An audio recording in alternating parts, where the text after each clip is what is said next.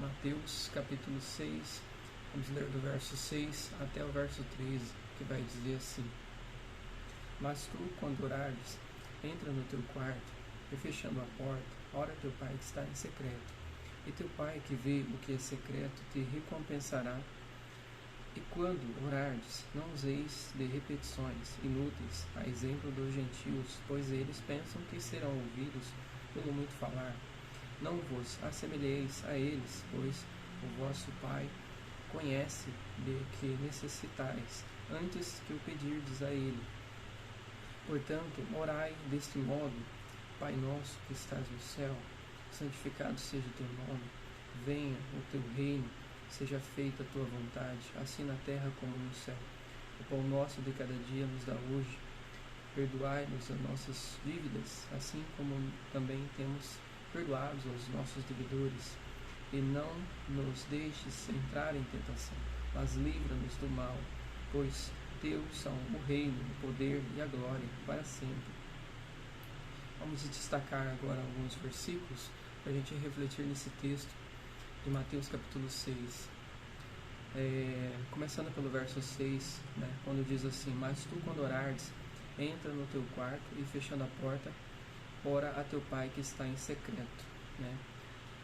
A questão aqui, ele dá um exemplo do quarto, mas aonde pode ser o meu secreto com Deus?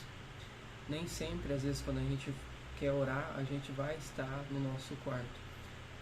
Então, quando a palavra diz entra no teu quarto, não quer dizer especificamente que você só deve orar no seu quarto. Mas o nosso quarto secreto pode ser, às vezes a gente está no meio de pessoas, às vezes a gente está no nosso trabalho, num ambiente longe do nosso lar, e a gente pode orar ali naquele ambiente, sem mesmo pronunciar uma palavra, mas em pensamento, no nosso coração a gente está falando com Deus. Então o nosso secreto, onde a gente fecha a porta, é aquele local onde a gente está sozinho com Deus. Pode ser no quarto, pode ser na sala, pode ser no ambiente de trabalho, pode ser em qualquer ambiente a qual eu me conecto com Deus. Prosseguindo a leitura: E quando orardes, não useis de vãs repetições inúteis, a exemplo dos gentios, pois pensam que serão ouvidos pelo muito falar. Verso 8: Não vos assemelheis a eles, pois vosso Pai conhece do que necessitais antes que o pedirdes a Ele.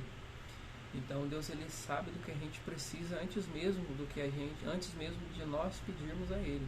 Só que a questão Deus, ele quer que a gente fale com Ele, Deus sabe do problema que a gente tem, Ele sabe da necessidade que a gente tem, mas Ele quer ver o nosso interesse, a nossa comunicação com Ele, ou seja, a nossa comunhão com Deus, O quão importante Deus é na nossa vida, Porque muitas vezes a gente se reúne com amigos, com pessoas que são íntimas nossas, e a gente conta tantas coisas, problemas, situações do dia a dia, conversas. Mas enfim, com Deus a gente não tem esse momento, não tem a mesma intimidade, muitas vezes, conforme a gente tem com outras pessoas, a gente não busca ter essa mesma comunhão com Deus. Isso é importante. Deus sabe o que a gente precisa, mas Ele quer ouvir nós falando com Ele, Ele quer ouvir de nós aquilo que a gente deseja, que Ele transforme, mude em nossa vida. Prosseguindo, diz assim: Portanto, orai deste modo: Pai nosso que estais no céu, santificado seja o teu nome. Aí o verso 10 vai dizer assim: Venha o teu reino, seja feita a tua vontade, assim na terra como no céu. Quando a gente fala venha o teu reino, a palavra reino nos leva a refletir sobre governo, autoridade. Então, eu estou pedindo que venha o reino de Deus. Então, com esse reino tem que vir o governo, a autoridade. A questão eu estou submisso ao reino de Deus, ao governo de Deus, ao governo celestial. Porque muitas vezes a gente fala: Senhor, que venha o teu reino, mas a gente não quer ser governado por Deus. A gente não quer dar o controle nas mãos de Deus, para que Deus controle a nossa vida, para que Ele comande os nossos passos, Ele direcione os nossos passos, nos guie, nos oriente.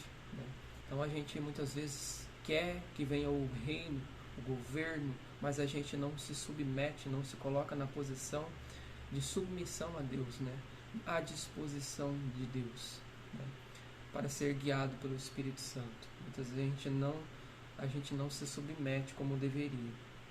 Verso 11: o pão nosso de cada dia nos dá hoje. Por que o pão nosso de cada dia nos dá hoje? A gente reflete que quando o pessoal estava sendo conduzido ali no deserto por Moisés, quando eles saíram do Egito em direção à terra de Canaã, a terra prometida, Deus dava para eles o alimento todos os dias, né? Todos os dias, e não dava sobrando para no outro dia eles terem, não, eles tinham que no outro dia ter a provisão de Deus, né? Isso nos leva a refletir sobre o que? A gente está sempre, como que eu posso te explicar de uma forma que você possa compreender melhor? Você está sempre em busca, se colocar na dependência de Deus, ou seja, ser totalmente dependente de Deus. Então esse pessoal que estava sendo conduzido por Moisés pelo deserto até a terra de Canaã, eles estavam na dependência completa de Deus, então eles precisavam ser alimentados por Deus. A questão é, eu estou completamente na dependência de Deus?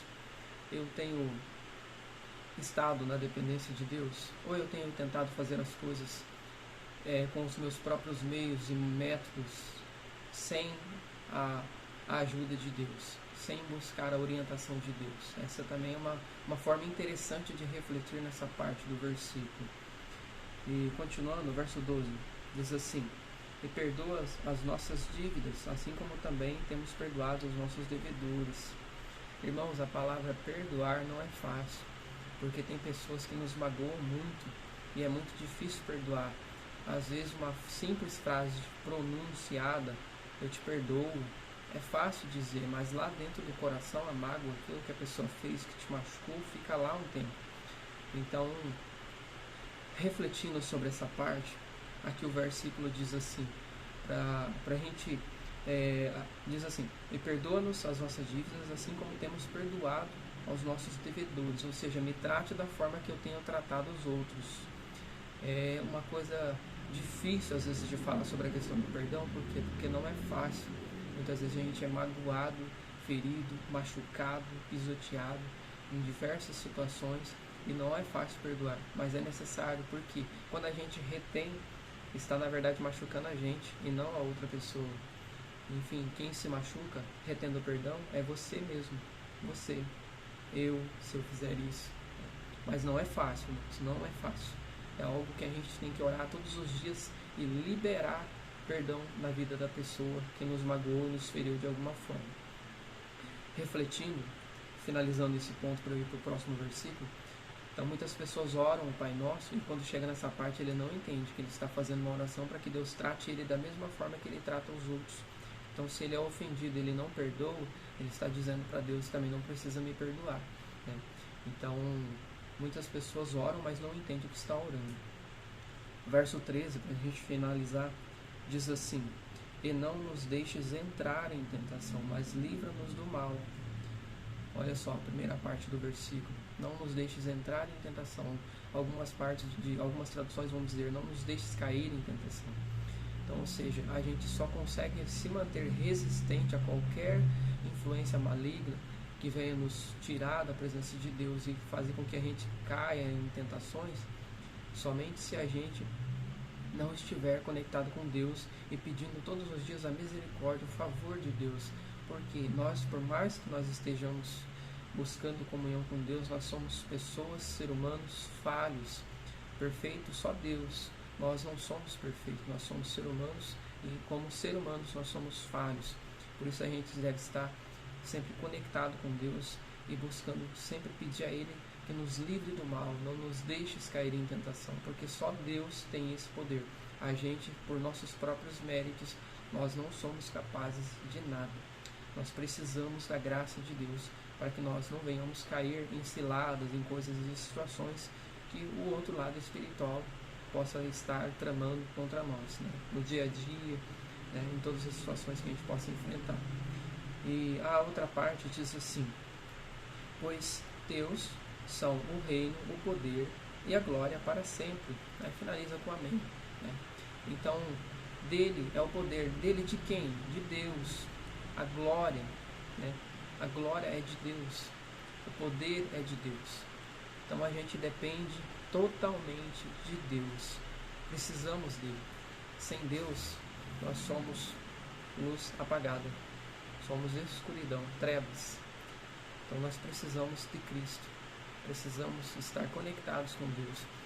Nesse verso ali de Mateus, capítulo 6, nesse capítulo 6, onde fala sobre a oração, esse modelo de oração que é dado ali, né, que é mostrado ali, a oração do Pai Nosso, que é uma oração universal, né, muitos dizem assim, ela não é uma oração que você deve ser repetida, não tenho nada contra quem gosta de orar o Pai Nosso, né, eu também às vezes também oro assim, mas enfim, a ideia ali é uma conversa com Deus, é a gente estar submisso ao governo de Deus, é a gente estar submisso à vontade de Deus, mas também a gente se conectar com Ele, a gente conversar com Deus. Então, a ideia ali, quando a gente ora ao Pai Nosso, né, em tudo aquilo que a gente pode citar numa oração, a ideia é conversar com Deus.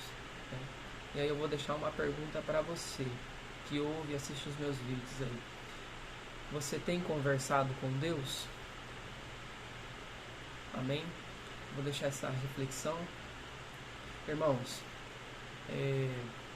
eu queria pedir agora para vocês que assistem esse vídeo até o final, compartilha, deixa seu like, né? Não é para que os vídeos sejam bastante curtidos, não é essa a intenção, é porque quando você curte, o YouTube manda para outras pessoas, né?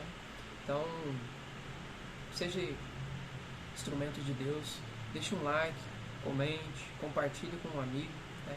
O seu like é muito importante, porque faz com que o vídeo chegue a outras pessoas. Esse vídeo pode ter muito mais acesso, né? Muitas pessoas podem ver. Eu vou dar um exemplo que eu postei um vídeo em uma outra rede social, e esse vídeo teve várias curtidas, teve quase 400 curtidas. Mas sabe quantas pessoas viram o vídeo? 11.000 pessoas. Então o like é importante. Deixe seu like, irmãos. Deus abençoe sua vida em nome de Jesus. Fique na paz.